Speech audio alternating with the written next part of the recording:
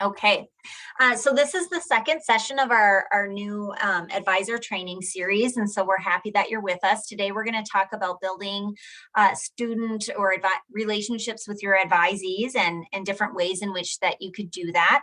We know that belonging and having that feeling of support on a campus is really important for our students and for their success and retention, and so we think that this is a really important topic to cover. I will let the panelists introduce themselves. I'm Jessie Bauer. I'm with the Career and Advising Center. And then I'll let you three go. Jessica, if you want to go first. I'm Jessica Jensen. I'm an associate professor in the Department of North Dakota State University, the Department of Emergency Management and Disaster Science. Carrie Ann. I'm Carrie Ann Platt. I'm a professor in the Department of Communication and Associate Dean in Arts, Humanities, and Social Sciences. And I am Andrea Abrahamson, and I'm an academic advisor in the College of Human Sciences and Education. And Andrea Hine, you want to introduce yourself quick too? No? Okay, well, Andrea has been a big part of planning these sessions, so wanted to recognize her as well. So we're going to start out with a little bit of participation here. Don't cringe, but it'll be easy.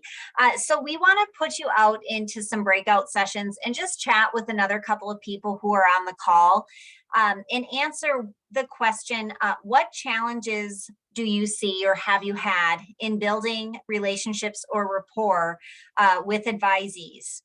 And so what we want you to do is just kind of think through, like, have there been certain students that really pop out in your mind, or are there certain situations that you feel like you just have had a really hard time building those relationships with your students? And so we'll put you out into a few breakout sessions. When you come back, or breakout groups. And then when you come back, if you could just put some of your answers in the chat, and then we can talk through those. And then from there, the panelists will go through and ask some questions and kind of give some ideas of how they've dealt with different situations, or how they've built rapport, what they've learned along the way.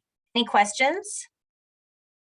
All right, so I'm going to get the breakout rooms. I'm just going to assign you automatically. So let's see. All right, I'm just going to make 3 breakout rooms. So we'll send the invite here, and then you can go ahead and request. I'm going to give you about 3 minutes, and then I'll call you back.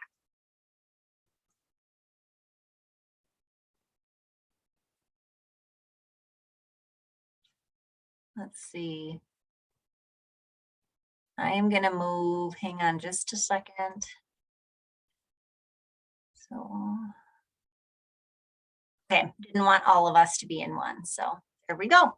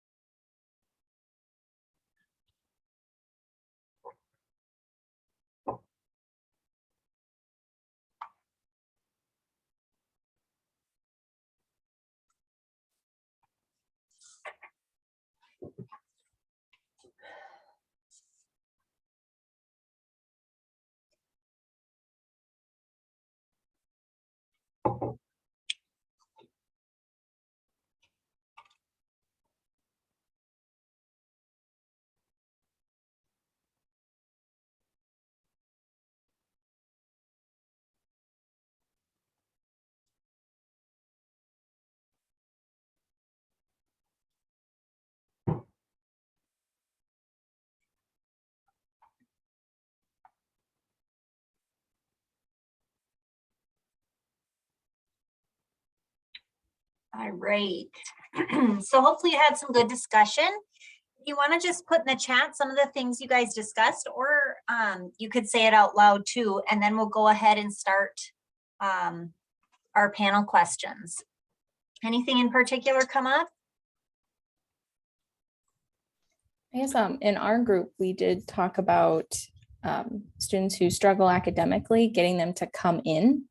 From both a faculty perspective of office hours, as well as an advisor, getting them to come in for that appointment to talk about how they're on probation or a class isn't going well, that is a challenge.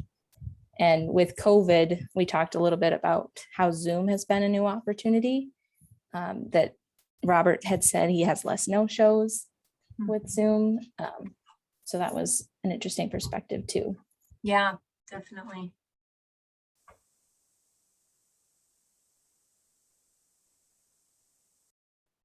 Anyone else want to share?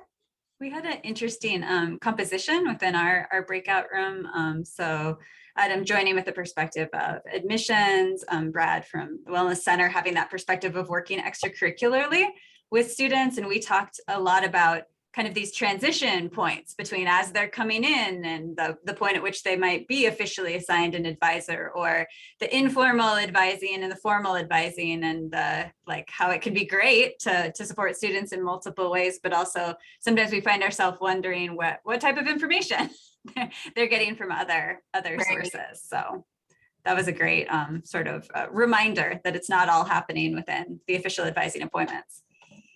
Yeah, very true. That is a good reminder. Talk about just kind of slowing down to build trust, remembering that students are, meeting a stranger sometimes for the first time, and we're sort of in this routine of like, okay, we've got 30 minutes, but Yeah. just remembering it's maybe more challenging for them to share right away. True. Good. Okay, Jessica, do you want to kick us off with the first question?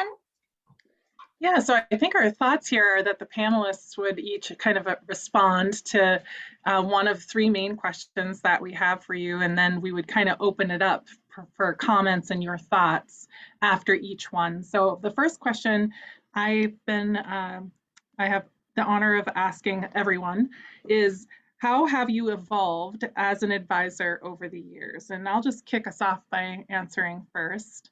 I think that when you look at where I began, I could only go up, really. I didn't really know a whole lot about the university's structure, about the different platforms and systems that we had, about all the rules, particularly like around dates and deadlines and forms. And back then, everything was paper all the time.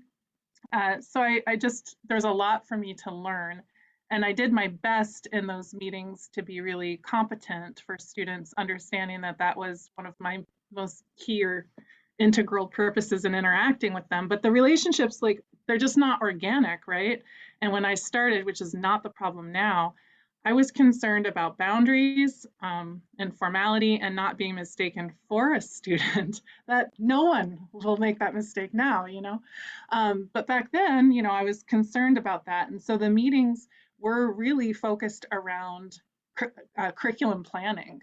And I stayed in that space. I felt like it was a safe space. I knew how to navigate that, even though I was learning more all the time to become more competent. But I really didn't necessarily relax fully into the person I am in those engagements with them. So bringing humor or like some of the informal ways that I would normally speak to a friend or even a colleague. I wouldn't necessarily share of my personal journeys, even where they might connect with where the student was at that moment. I wouldn't necessarily inquire about their professional development overall or their career plans or how things were going in their life. And I would say now it's kind of the polar opposite. Those would actually be more of my focus in those meetings because I can communicate a lot of the curriculum stuff in writing. And I do, so I'll give them a 4-year plan. I'll update that 4-year plan with them in the meetings. But we spend a lot of our time talking about how they're doing and where they're going and the kinds of things that can help them in that journey, or, even if that's resources on campus that I can connect them with. And so I found as I've moved into that space, bringing me with it, my personality and my experiences, that those relationships are maybe not organic to start, but are sustained well past their graduation because I've changed that approach. So I'll toss it to Carrie Ann, and Carrie Ann, you can toss it to Andrea, and Andrea to the group. Yeah, I would agree and echo a lot of what you're saying, Jessica, in terms of like the initial focus on curriculum planning, and certainly also the criteria that I applied to myself for like, am I doing a good job at advising? It was much more focused on like, have I provided the right information?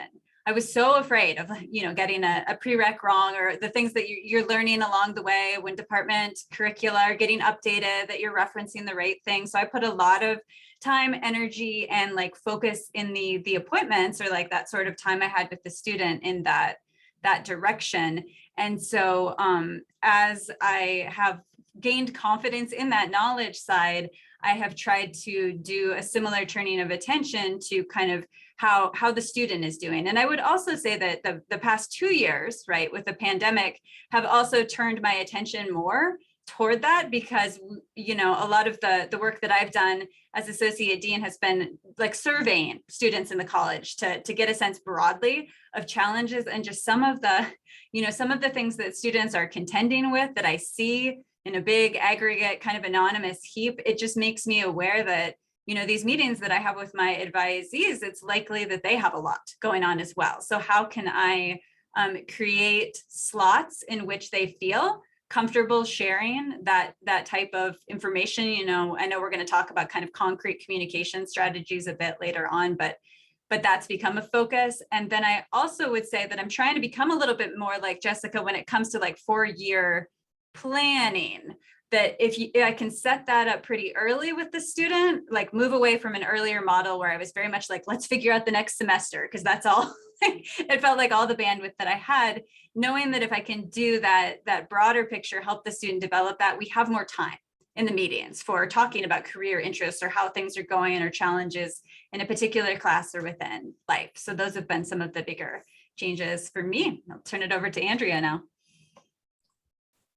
Yeah, I'm newer to advising, so I'm where Jessica was, and trying not to act like a student and think like my faculty or my colleagues, and they're not my teachers anymore.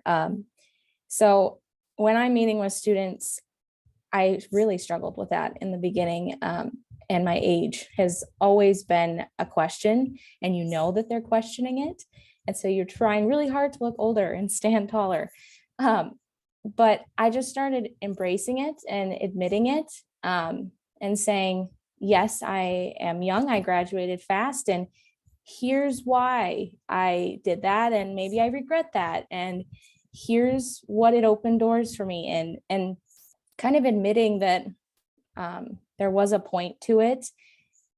I think right now, especially, I'm looking back on my time as a student, and maybe that I wanted to take the full 4 years. And I have a lot of students coming in with associate's degrees and wanting out as fast as possible. So I think that's really impacted how I talk to them. And most of my conversations are on career, specifically with my majors being so open. So a lot of my conversation, I have the 4-year plan in the background, but it's not as important with how many electives I have. I'm pretty flexible, thankfully. But that career piece of it, I feel like I bring a lot of insight, and also some like, don't do that, which is kind of fun to have in a sense. And I think my age definitely helps me in that way. I haven't had too many issues of boundaries, being so open about, well, this is kind of my thoughts, or this is what I had done. There's been a couple times where it's been, well, why would you know any better than me? And I think owning it, you have, ups and downs, but overall, how I've evolved, I think, is just accepting where I'm at in life and how that will change as I grow as an advisor. But yeah, does anyone in the large group have anything to say about how they've evolved as an advisor, whether they're actually an advisor advising students, or in a classroom meeting with students in office hours, or someone on campus working with students in another capacity? Feel free to put it in the chat, or Robert, you took your camera. I saw that. Go ahead and jump in too. I was just going to concur with what Angie said earlier, is slowing down, not getting caught up in jargon. It's very easy to assume students know what acronyms mean, and I've gotten way better in that, even just in the last few years. I was in registration and records to start in my career, and then moved over to advising in 2008, and that's been a progression where you just have to learn to not make assumptions. It's so easy to assume that students know what you're talking about to begin with, and I have better clarity of that now as my daughter is going through this process of choosing colleges and making those decisions. And the information that comes from institutions, we've got it coming from multiple institutions right now, and some of it is as clear as mud and some of it is very well done. And so that's given me further clarity. So I realize that now, being on the flip side of this equation, and it's been helpful to me as well.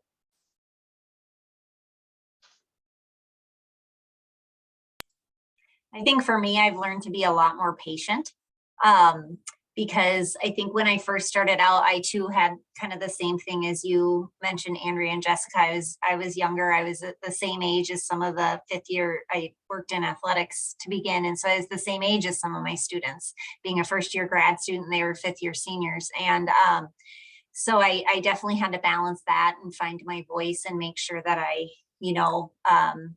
had that professionalism.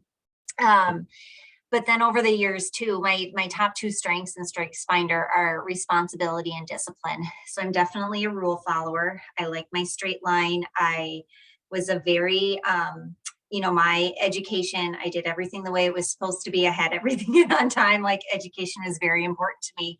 And so when I got into these roles, some of it was like, well, how are you skipping class? Like, this was, what was going on inside my head, and like, well, why did you do that? Or why aren't you responding to emails? Like, in my head, I was questioning these things. And I'm sure some of that came off in my interactions, if they'd come in and we'd start talking about the issue right away, before I would take a step back and just kind of say, tell me what's going on, how are things going?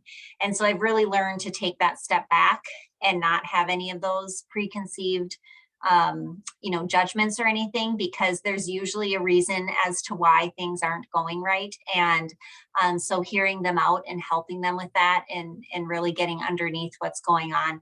And so I think that's the biggest thing that I've learned in just trying to, be patient and let them tell their story and see what I can do to help. So especially those students that are struggling, who are on probation, maybe they haven't come in for the first 10 times I asked them and they finally came in. And I really try and just say, I'm so glad you came, not in like a condescending way, but just like, I'm really happy you came in. Let's figure this out type of thing to make them feel welcome. So.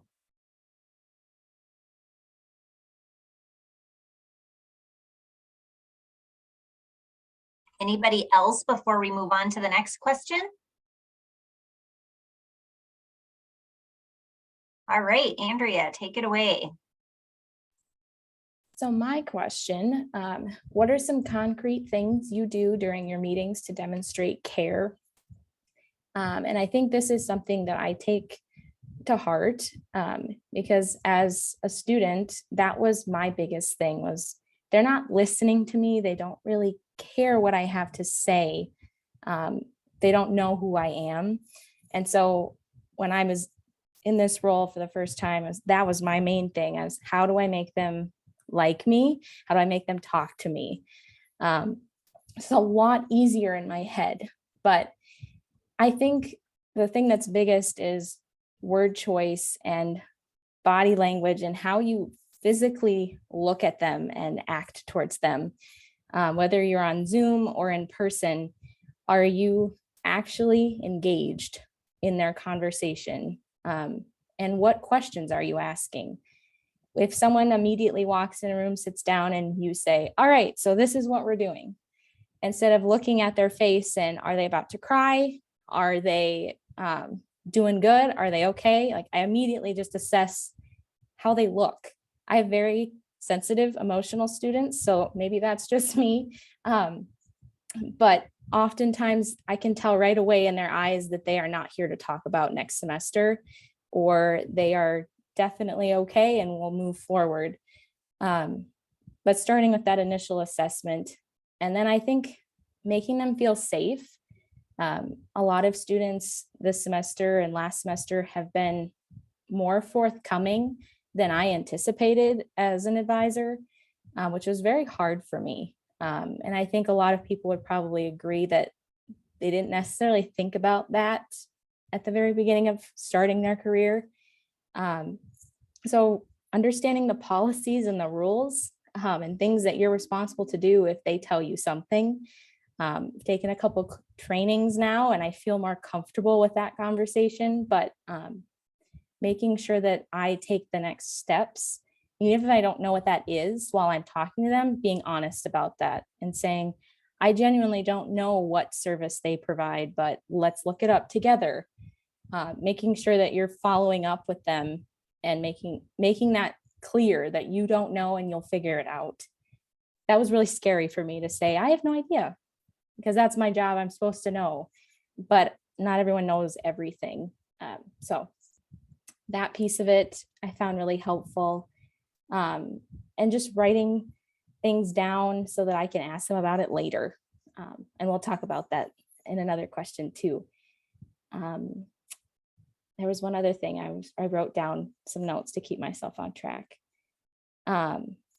Making sure you know your positionality. So your financial status is going to be completely different from a student who walks in your room. And like Jesse said, they may approach academics differently.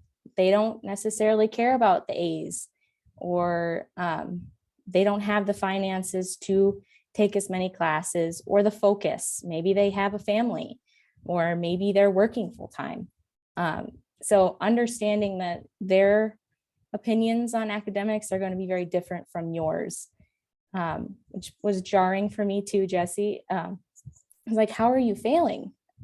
And I took a lot of the classes that they take, so that's even harder. It's like, I know exactly what you're doing, but making sure you don't show that. Everyone's at their own level, and making sure they understand that they're not wrong and they're not weird or abnormal.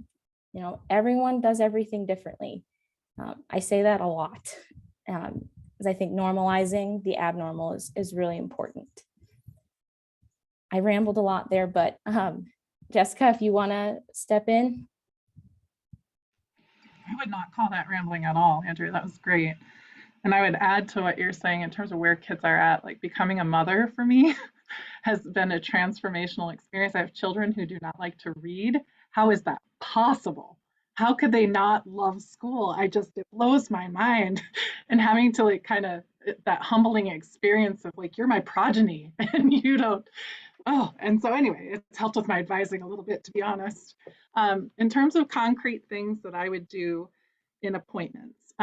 One, I schedule meetings for a half an hour block of time, but I try not to allow them to stack up, actually. I know that a lot of us deal with a lot of people, and in advising season, our time is precious, particularly because we still have all of the other things we do, but I never want them to think I'm in a rush. And if they need extra time, I'm going to give it to them. And it's because I don't schedule them back to back. I make sure that my schedule is clear, by the way, on those days relatively, like I've shifted tasks off to other spaces so that I'm not under that pressure and I can invest in them. I would say in terms of other concrete things, I realized a few years ago, or at least my perception of my role as a faculty member on campus changed. I used to think it was really about being productive. And then I realized that productivity is about collaboration. And so I actually restructured my office. So my office has a circle table now. It's a tiny office, but has a circle table, and I have a couch, and I work at my circle table when I need to, but the space communicates to the student collaboration. They can sit where they want. And so that's a concrete change I made that's been actually pretty successful in whomever I'm dealing with. It just creates a different vibe. I would say that I always give students something to take with them. As a department, before students ever come, they're introduced formally to their advisor by an email from me as the department head, and welcoming them, and here's your advisor, and CCing the advisor. So there's that kind of personal touch, but they also get an orientation guide for our major that says our schedule for the next few years, course titles, course requirements, departmental resources, campus resources, and that kind of thing. So if they haven't looked at it, which is like 99.9% of students, then I will give them a paper copy of that at minimum. But typically I would revisit the 4-year plan I have for them and hand them something that they can take with them every time. I used to focus more on like what I was going to keep and how I was going to keep track. And I realized that they're not taking notes and they forget a lot of stuff. And to support them, I can provide them with a resource that kind of captures some of that key stuff. Let's see. And then following up. So we get mid-semester grade reports as chairs and heads, but I farm them out then to the advisors so that the advisors can check in with students who aren't as successful per class. And so a lot of my advising appointments are actually not around advising times, but around the emails we send about those struggles. And so being able to have those conversations with students and help inform them about the range of their choices and resources that are available actually like kind of builds trust with them and relationship with them. So I'll just stop there and throw it over to Carrie Ann. Like, I'm getting so many great ideas today. This is one of the bonuses of being part of the panel. So that question of concrete strategies to demonstrate care, I'm always going to approach it as a communication scholar because that's my disciplinary background. And I think a lot about like the concept of phatic communication, which is that kind of ritualized, like you pass someone in the hallway and you say, oh, hey, how are you? How's it going? And they have just enough time to be like, oh, good, you, and like you just barely complete it by the time you've gotten to your destination. And it, it's part of how we interact with one another as humans, but it can also get in the way of a student sharing a difficulty that they're having. So that's one change that I made in terms of like not, I know some of my colleagues are like, how are you? And the student says, oh, great, fine, etc. And then my colleague will follow up with like, but no, really, how are you? Like trying to convey that sense of care. I found for me, because I know that often this is personality based as well, trying to ask questions that are a little bit more specific about like, how's your Thursday going? Or how has this week been treating you? Often, as we're when we move into the curricular part, pulling up classes, I might say, I see you're taking 5 classes this semester. What's been most challenging? So trying to do, Andrea, I think you mentioned this, that kind of normalizing of classes are going to be hard. You may be, they may say all of it is really challenging, and that could be the opportunity for a good conversation. Or maybe there's one particular class that we would be able to talk about.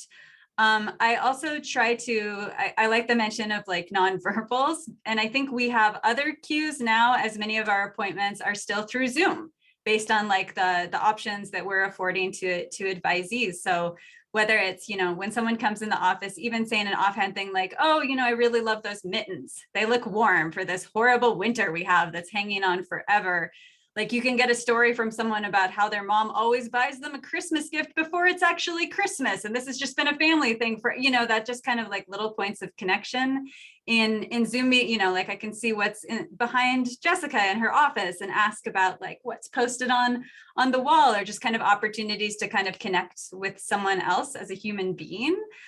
Things that we observe are always a good opportunity to do that. And then I would just second what the other panelists said of like the importance of being a good listener. I have a tendency to try to come in and fix real fast. Like I hear it, I've heard similar stories from other students, but as has been pointed out, everybody's on a different journey. So really like trying to, like one of the things that I do to demonstrate care is to just like sit on my hands a bit, like bite my tongue, to nod, to repeat what they're saying, to continue to encourage them to talk, trying to draw from like interviewing skills. That's one thing that I'm striving to get better at. I try to do, I'm not there yet, but I'm trying to get better at it. I would love to hear from others in the room on this. If you have I know, Mike, we've got another communication person here. You might have some suggestions for how to demonstrate care through how you communicate with students. Well, so strangely enough, this week, the advice I'm giving all of my students in grading, because we're talking about interviewing, is, open-ended questions are great, but I find if you say, tell me about, you will often get more detail and learn more things than you would think to ask. So this just makes me wonder, what if I were to ask, tell me about your semester, what you might learn. Mm-hmm. That's a great tip. Thank you. Have others, and I think we can share things that have worked, things that maybe haven't worked too. Those are valuable to learn from as well.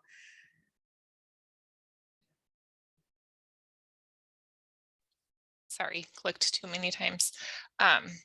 Very simple, but just you hadn't mentioned, but getting to know their names, it can be a big task, but it's well worth it. And so that's one I'll invest a lot of time in, even to the point sometimes of like quizzing myself, like here's their photo, what's their name, but then if I see them around campus, it catches them to be like, hey, Carrie Ann, how are you? And they're just like, wow, like that person knew my name, even though they didn't have it right in front of them. Yeah, especially at a larger campus like ours, that can really mean a lot to students.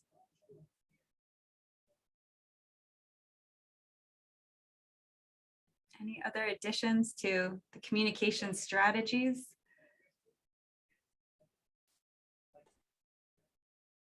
I think, Angie, you've given us a good segue to the next question, which is when you have, and sometimes it's not even a large advising load. There are folks here who work with a lot of different students, but there are some who have smaller advising caseloads, but maybe just a lot of students that they're trying to keep track of and ideally have some form of rapport with.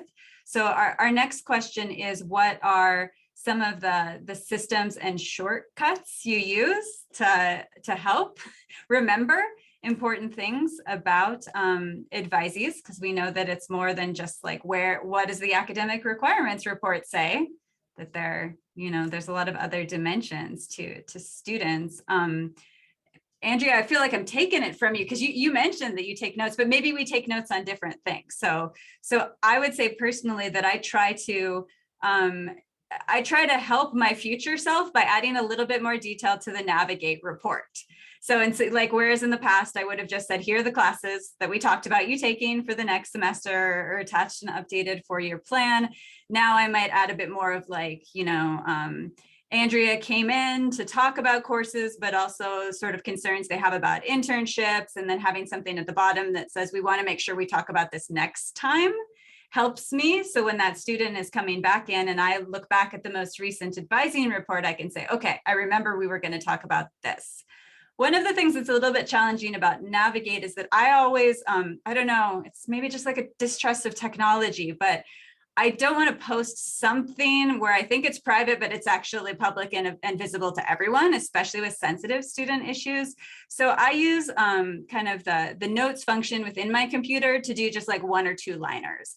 And sometimes it's really deep and heavy stuff. And I might even use initials there if I have concerns like regarding privacy. And sometimes it's really basic stuff. Like I have a student doing a tri-college minor who has concerns about whether she can find parking at MSUM in the next term. So I know that that's one thing I can ask her when she comes back in, like, how was the parking situation? Did you end up having to walk quite a bit? And just having that one line helps me recall a whole conversation we had without having to do detailed notes.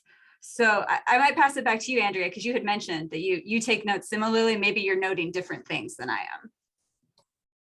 I know, and a quick question is, did she have to walk?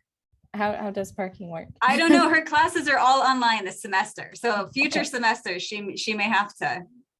I'm always curious. Cool. Well, no, I do something very similar.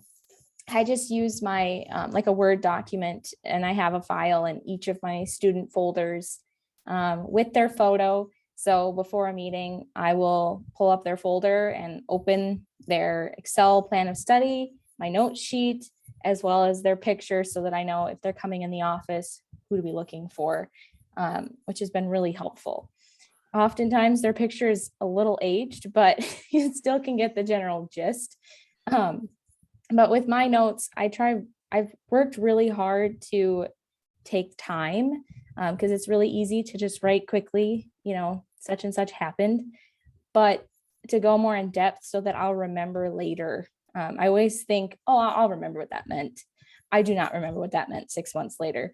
So trying really hard to add more. And when I put it into Navigate as notes, I put the shortened version. So whatever the student needs to see.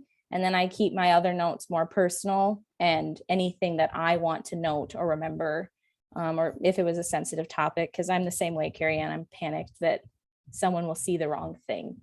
Because I don't mean it to be, a negative thing. I just would like to remember that. I was going to say one other thing, but I lost it. It might come back. But Jessica, if you have anything to add as well. I mean, again, I agree with what's been said before in terms of these tips and tricks and shortcuts that people use. So I guess I would add that, I mentioned bringing myself and who I am and my mistakes and my stories and stuff into my advising now to connect with students where appropriate. One of the things that does really help me remember is that I've found a place to connect with the student, like a personal place to connect with the student. So like they like camping too, or, there's things, the more that I've done that, the more meaningful the connection is actually for me, not just necessarily for them, but then I can remember them without necessarily always having to refer to notes, which I also do. So another thing I do is I said I always give them something concrete to take. And it's kind of geeky, but I take a photo with my phone of what I've prepared for them. And I have it in my phone, like my kid photo advising. It's not the personal stuff, by the way, to be clear, but like I'll take a photo of that to remember that day and that time and that conversation. And then I do refer back to them. I'm like scrolling, oh my goodness, I shouldn't have taken so many pictures this month of the kids. And then I find the series that were there. And so that really does actually help me as well. And otherwise, I would just simply concur with what my colleagues have said.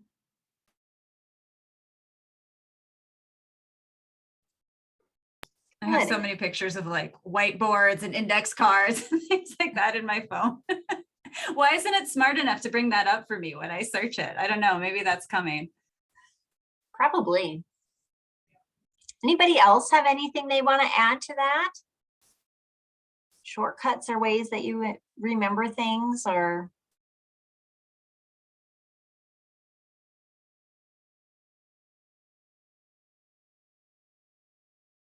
can I add one more? So yeah. This has nothing to do with building relationship in a direct way, but in an indirect way. So I no longer leave myself a to-do list after that meeting. Anything I need to take care of, I initiate in that meeting. So if a call needs to be made to registration records, and I know I'm not getting Kendra 99% of the time, but I am going to call and I'm going to leave that voicemail then. And if an email needs to be done, I'm going to do it then. And so it doesn't necessarily help me remember the student. It gives me a reason maybe not to remember the student in that way. Like just take care of that. And it does build that trust by not making them take 10 more steps or wait longer. Where possible, those things get handled right then. Yeah, that's a really good point. Good suggestion. I would say that with Navigate reports too, that I had a tendency in past semesters to be like, oh, I'll do this at the end of the day, catch up on all of them. No, if I can get it right out. And to Jessica, what you said about not scheduling them back to back, to allow that space to do the task or file the report, everyone is happier in the end. And I don't remember where I saw this now. It must have been at some sort of conference, but a woman presented on some tips and tricks, and she has one note sheet, and she'll put at the beginning of the day all of the appointments she has coming, just their name, and she'll take a quick note or two after each appointment because she doesn't have time to pull everybody's up and go through it and things like that. So she just takes her notes on one sheet, and then at the end of the day she has those notes to input into Navigate or their personal note sheet. So I mean, it just depends on how you work, but that could be easy if you just have one sheet to go to for all of them if you have to go back to back. I feel like I would at least remember what like 12 hours ago Carrie Ann was thinking with the shorthand. Yeah, I started doing that with a notebook when I had a lot of meetings back to back and I wouldn't get to my notes right away. And then I would realize, oh shoot, what did we exactly say? And so now I do, and I kind of just, briefly take notes. That way I can still face them as I'm just jotting down some of the things. And especially with like my repeating probation meetings that I have with students, if they're coming in on a regular basis, and like updating all that stuff. And then I always have all that information and can flip back to it because it's all always dated. So if I need to. Mm-hmm. Oh, and well, Jesse, yeah. I have one more thing to add. Robert is always telling me this. But on the negative side of notes, it's also good evidence. If something were to ever happen where a student would say, you never told me that, or we never talked about that. Robert, you take it, but he's always telling me this. Yeah, and it's not so much, it definitely that can help if they're raising a concern with how, you know, if they want to, I think of it in terms of taking personal responsibility as well, is, you know, it's so easy to blame your advisor. And having done this for so many years, it's fairly rare that you're in some sort of conflict with somebody. So yes, I like that aspect of it very much so. So I can say, well, actually on October 7th, we talked about XYZ. But then the other part of it is on October 7th, we talked about XYZ.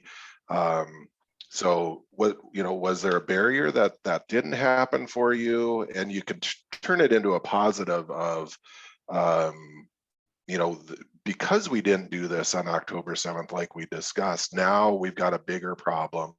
And how can we resolve that? So yes, it can cover your behind sometimes, but it also helps you teach them personal responsibility of, you know, we're not trying to make things more difficult for you. We're trying to lower barriers and make things easier. So I'm a huge proponent of notes. So when I hear you guys, I like the tips of, if you have photographic memory, God bless you. If I try to do it, even a meeting or two down the road, everything starts to smear together and I forget important details. So even if I have to, you know, sometimes if I'm a minute or two late, I'm very rarely do I get behind in advising appointments, but I will put those notes together immediately because I will mess them up if I don't get it entered immediately. I just don't have that good of a memory anymore. But the notes are golden and they really do help build connections. I've over the years, when I look at Navigate notes and all it says is this is the classes we discussed, meaningless to me, really. You know, if it's engineering or wherever and that's all we've got there for that student, that helps me not at all to help build continuity, to build connection to the university. You need to have something in there about career goals. We talked about physical therapy club, we talked about hopes and fears for the major, hopes and fears for an individual class. It doesn't take long. I can write out a pretty significant note sheet in 90 seconds. So that's me, but I'm a big note guy. You'll always hear that from me, as Andrea attests to. Do we know if students can view the notes in the mobile version of Navigate now? Because I know that had been an issue in the past, that I was putting all this effort into that communication channel with students and they were having trouble seeing it when they logged in on the app. They can now. Okay. I was doing the same thing and they're like, well, I can't see it. And I was like, you're just not doing it right. But they couldn't. But yes, they can now. Last fall, I had a student pull it up in one of our meetings and I said, show me what you see. And they are there. So I attached their plan of study and so they could open it and save it to their phone and everything. So that is possible. That's a great way to demonstrate care too, to be like, what does it look like from your side? Because I want to make sure you can access this. Yes, exactly. Okay.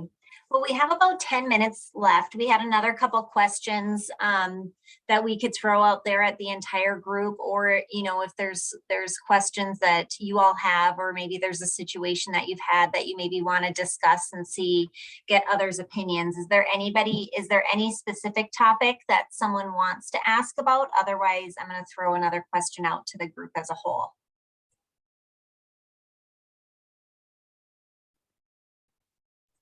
I guess I was curious if other people on the call had thoughts on, I mentioned it earlier, but graduation time frame. I mean, with so many students coming in with extra courses, you know, that they've done in high school and associates in some cases, how do you handle pacing?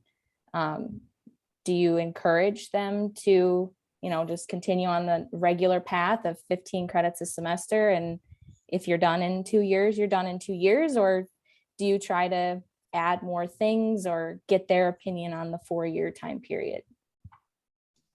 I recently was addressing that question with a student who had switched majors. And what I ended up doing in advance of the appointment was showing the 2 paths. Like I just kind of typed them out of like, this is what the requirements remaining and this is what it looks like. And if you wanted to shorten it, this is how the course load would change. So we could look at it together, and it helped us have a good conversation about her outside commitments. I try to be cognizant about the tuition aspect, right? Where I might say, well, our curriculum is designed for you to take it exactly this way, and the capstone is here for a reason, et cetera. But I've moved away from that as I've had more conversations with students about like, maybe summer courses aren't even financially feasible. So trying to present so they can visually see alternatives, and then talking about the pros and cons helps, I found.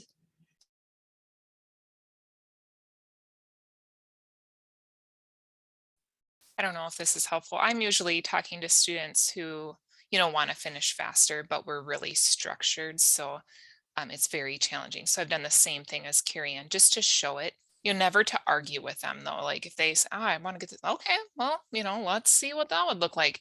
And just leave it at that. Sometimes let them sleep on it, let them talk to mom and dad, rather than just kind of like I've tried to convince them one way or another, almost never works, but I think having the information, they'll come to a pretty good conclusion on their own. Or I'll try to figure out, why is it you want to get done faster? Is it about money, or what is it? A lot of times it's just sort of like it's an elementary school thought process of like, I'm getting held back a grade. And so it's just like, do you know, no one knows like what grade, like what grade you're in, or like how quickly you're getting, like no one even knows that. It doesn't really matter. I mean, of course, I would never say it that way to them, but just kind of having that discussion of, finishing the degree you want to finish is the most important thing than it is maybe finishing something quickly or trying to and not getting it done. If it's money though, a lot of times what I'll find out, we'll sit and calculate it, and students who want to rush through, they want to take summers and so forth, and the plan just seems crazy. They don't save that much money a lot of times, versus just taking one more year. So I'll do the calculation cost wise too. If they come in with something like 30 credits, say a freshman comes in with 30 credits, and when COVID, that was one of the drawbacks of doing remote advising for freshmen coming in, but a freshman or a major change person, I'll bring it up in early on. What is your expectation of how long it'll take you to get done? I want to know what they're thinking coming into this, how long it will take, and then we kind of work backwards from there. I have several of my majors are science intensive, and rushing through science is at your own detriment oftentimes. So I want to feel out what their expectation first is. And sometimes they see it on their own. They see, ooh, I'd have to take anatomy and chemistry together to get it done in 3 years. And that doesn't sound appealing. So they're immediately more comfortable with 4 years. I like them to get to that conclusion on their own, or at least give them a chance to draw that conclusion on their own first, before I start talking about the negatives of taking anatomy and chemistry together. So that's proved helpful to me over the years, is kind of start out with what their expectation is and work backwards from that. That helps me anyway with students. And I've found that a lot of the students who want to graduate early, the second they come in my office, within a year, they are like, I'm thinking this isn't going to work. Can we maybe push it back? So I was just curious how you approach it from the very beginning to maybe, but if they come to on their own, it sounds like that's kind of the consensus, that I just redo the plan and we go from there. I think you brought something interesting up as well, because it can be on the other side that you have students who are like, well, can I add a minor, or can I do this, that, or the other thing? Because I'm not quite ready to graduate. And then you're also kind of doing like this mapping and trying to, back to your point, Angie, like understand what is driving that. Is it like anxiety about the job market or not knowing what they want to do? Can you connect them with the Career Center? Are they really suddenly passionate about a new area and want that minor? A good opportunity for a conversation always.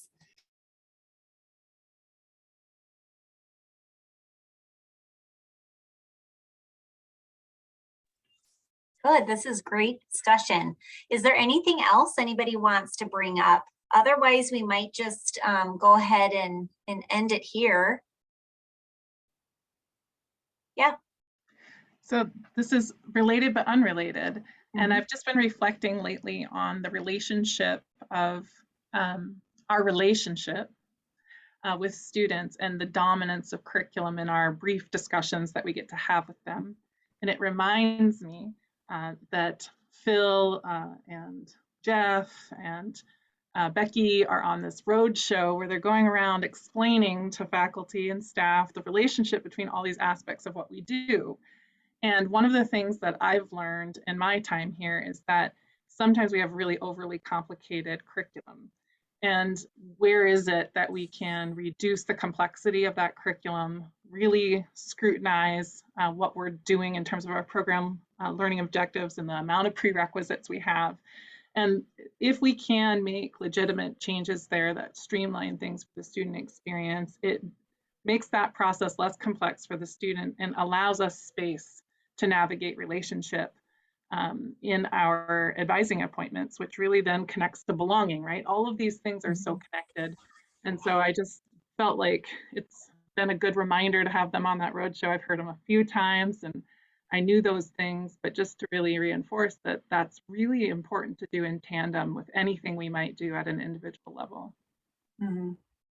Yeah, very good point. Thanks for bringing that up.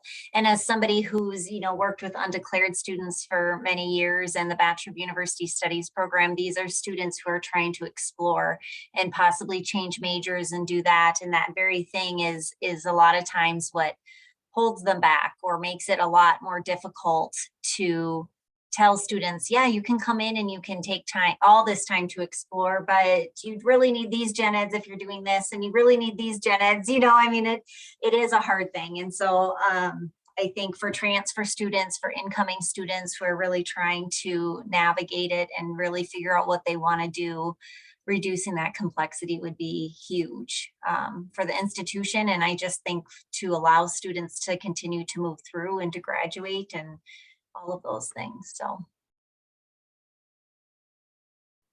All right. Well, thank you all for joining us today and for all of your input and thoughts.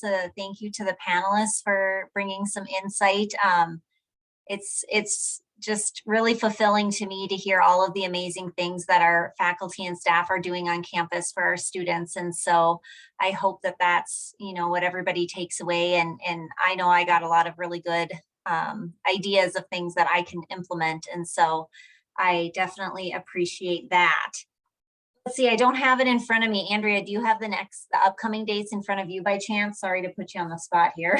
Yes, I do. So our Okay. next one will be about some great tips and tricks for working with transfer students. There's a lot of different types of policies and process that transfer students can go through. So how to successfully advise transfer students will be Wednesday, April 6th at noon. And then the last one will be Thursday, April 28th, talking about re-enrollment campaigns. So how to find students that haven't enrolled for fall semester, and then maybe some templates, some examples of things that you can do to encourage them to come back to NDSU for a fall semester. So we'll send out at the beginning of April the reminders and the Zoom link. All right. Jesse, you're a rules follower, you had mentioned. Yeah. So why does your clock say 2 o'clock behind you?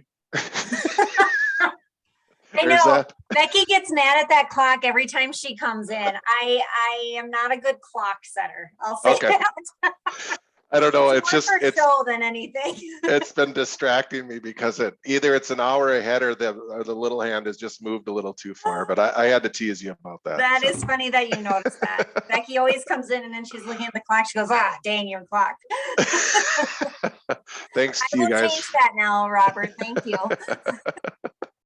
Have a great day, everybody.